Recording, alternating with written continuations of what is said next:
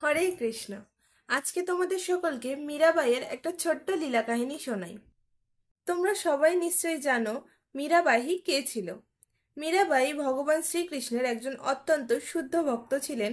তিনি ভগবানের অনেক ভজন কীর্তন গাইতেন। একদিন এক জায়গায় একটা সভা হচ্ছিল। সেখানে অনেক বড় বড় সঙ্গীতকারেরা ছিলেন। সাথে মীরাবাইও সেখানে উপস্থিত ছিলেন। মীরাবাই সেখানে বিভিন্ন ভজন কীর্তন গাইছিলেন।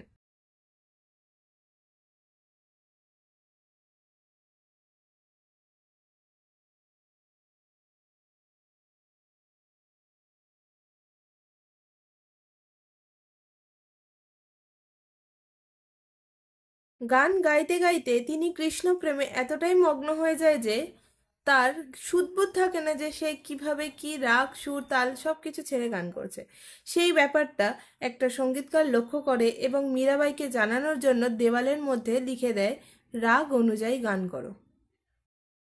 মীরাবাইয়ের একটু পরে যখন জ্ঞান আসে, সে যখন দেখে দেওয়ালের মধ্যে লেখা রাগ অনুযায়ী গান করো, তখন তিনি কাউকে কিছু না বলে সেই রাগের সাথে একটা ছোট্ট শব্দ অনুযুক্ত করে দেয়, অর্থাৎ অনুরাগ অনুযায়ী গান করো।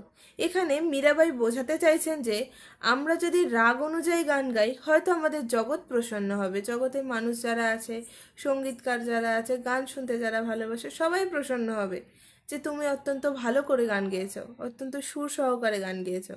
কিন্তু যদি মনে প্রেম ভালোবাসা নিয়ে গান করো, ভক্তি সহকারে গান করো, ভগবান কৃষ্ণের জন্য গান করো, অনুরাগ সহকারে গান করো, তাহলে আমাদের জগদীশ, আমাদের কৃষ্ণ প্রসন্ন হবে। এটা মীরাবাইয়ের শব্দ, জগৎ ইয়া জগদীশ।